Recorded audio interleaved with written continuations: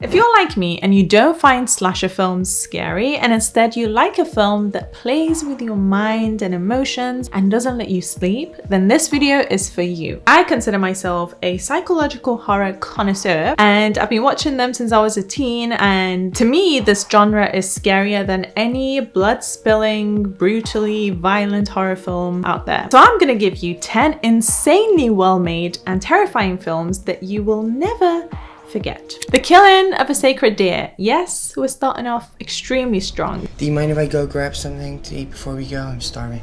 Sure, no problem. Are you sure you don't want anything? Chicken wings or? No thanks, I'm fine. This movie is by Yorgos Lanthimos and in my opinion it's his best film to date, and also I think it's Barry Keoghan's best performance, period. The movie follows Stephen, a successful heart surgeon who starts hanging out with a teenage kid named Martin. At first it kind of looks like Stephen is sort of like Martin's mentor or something, but then weird things start to happen to Stephen's family and we notice that Martin's presence kind of is affecting everything and everyone. And in the end, Stephen's left with an impossible choice. It's creepy, it's uncomfortable, and it's unforgettable. I honestly think if you want to see some freaky shit, Lanthimos is your guy, and this is the movie that I would highly recommend to anybody out there who's into like weird films like me. Mother by Darren Aronofsky. Oh, it's late. Stay the night. No, I couldn't. Please, we'd enjoy the company, right? Yes, of course. Aronofsky has always been one of my favorite filmmakers, and for me personally it's so hard to choose like my favorite film of all time. I'm so indecisive when it comes to film, but this is the movie that has been in my top 3 favorite films of all time ever since the day it came out basically, which was in 2017. Mother is about a couple living in a secluded house with the wife, who's referred to as the mother, trying to create this peaceful home while her husband, who's a poet, is struggling with writer's block. Things start to go kind of weird when they have this unexpected guest. It starts off with one person and then it just turns into a literal hell. Well, they told me I could find a room here. He thought we were a bed and breakfast. The more people come, the more out of control everything gets, which obviously pushes Mother to the edge. This movie does such a good job at making you question everything and everyone. There is some disturbing scenes in this film, just so you know, that might leave you just a little bit gobsmacked, but it's so worth a watch, and it's more than just the violence or the disturbing scenes that you see. It's one of the most symbolic films I've ever seen in my entire life. I've done a video all about Mother, you can watch it here, but honestly it's just a masterpiece. Fun fact, it was the worst reviewed film of 2017, but I just think it's genius and people just don't get it if they don't like it. Next up, Midsommar. I talk about this movie a lot on this channel, so I'm just going to briefly go over it. I had to include it in this list because it's genius.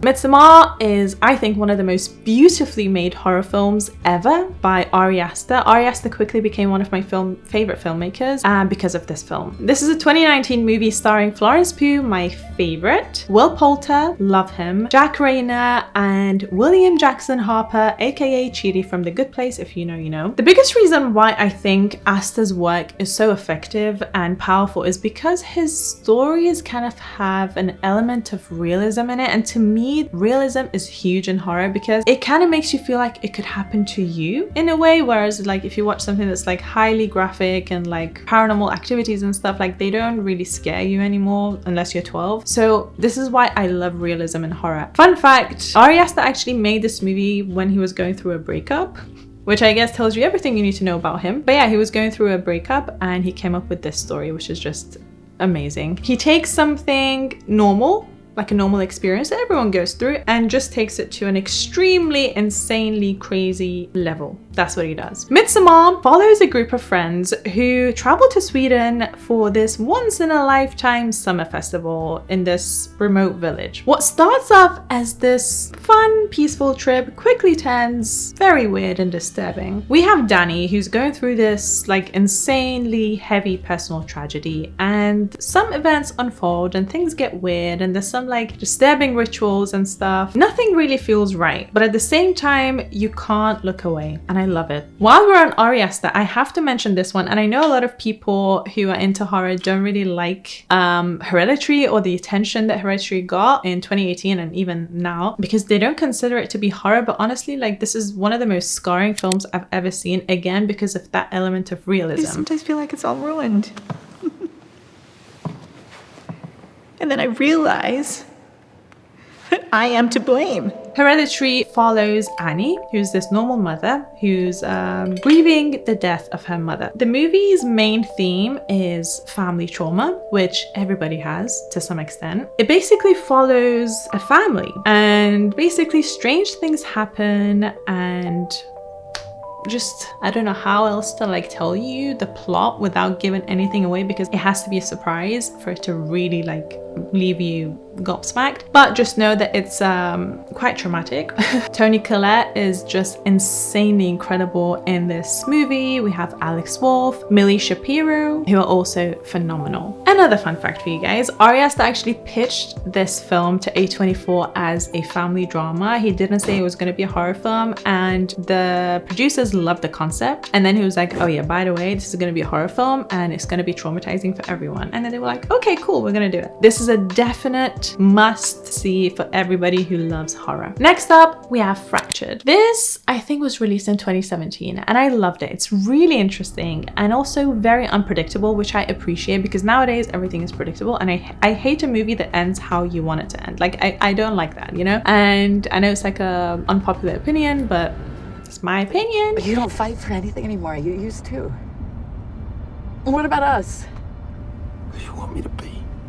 I want you to be yourself. Fractured is just a confusing movie, and I just love a good confusing movie. I want to be watching something for 2 hours thinking, what the hell am I watching, and having no idea. That's just like my favorite genre. It has to be a genre, right? So the director is Brad Anderson, and the movie follows a man named Ray who basically goes on this road trip with his wife and daughter, but then like there's a road trip accident and he takes his wife and daughter to the hospital, but then they disappear, and then he's all confused, like, what the hell, like, I swear they were here. And then all the hospital staff are like, you're tripping, like there's nobody here, who are you talking about? And basically that's the entire movie, but it's like really interesting. He becomes desperate trying to figure out what happened. It's just really good at making you question what's real and what's not.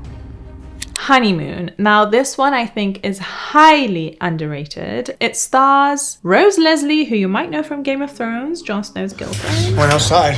You can't do that. We're in the middle of nowhere. You don't know what's out there. Someone was out there. The story follows a newlywed couple who go to this cabin in the woods for their honeymoon. Everything starts off all nice and romantic as expected on a honeymoon, until the wife starts acting weird after a late night walk in the woods, as you do. The movie is so good when it comes to building tension and keeping that mystery alive the entire time. I love the low budget feel of the movie. I think it just makes horror films even more scary. It's just highly underrated and a really great watch. Then we have The Witch. Oh, I love The Witch. So The Witch is set in the 1600s in New England and follows a family who's been banished from their community, and they basically live on the edge of this really creepy dark forest. And then obviously creepy things start to happen after their newborn disappears, and the family starts to turn on each other.